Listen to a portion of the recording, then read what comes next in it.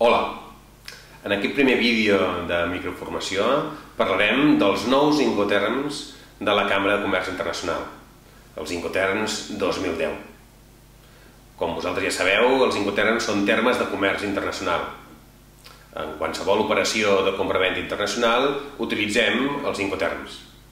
Bàsicament serveixen per tres coses.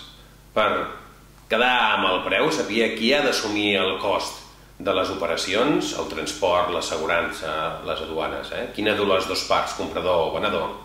Dos, per saber qui assumeix el risc, en quin punt assumeix el risc d'aquella mercaderia. I tres, quin és el punt exacte de lliurament de la mercaderia. La informació que avui donarem encara no és l'oficial. Encara estan treballant en aquesta nova versió dels Incoterms 2010.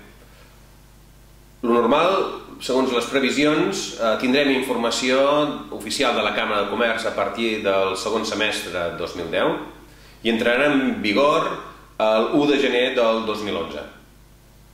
Algunes de les coses que sembla que han canviat és que passaran de ser 13 Incoterms a aproximadament 10-11 Incoterms.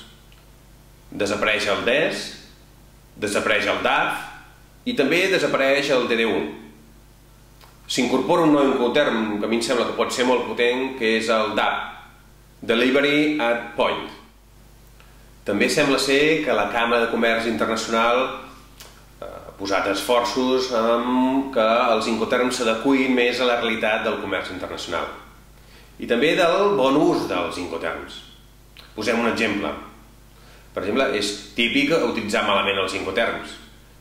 Un FOB amb transport aeri, o un FOB i un CIF amb contenedors. Quan un contenedor, tots sabem que és una UTI, una unitat de transport intermodal, per tant, ha de combinar amb diferents mitjans de transport i, per tant, l'Incoterm que tocaria és un Incoterm polivalent, no marítim.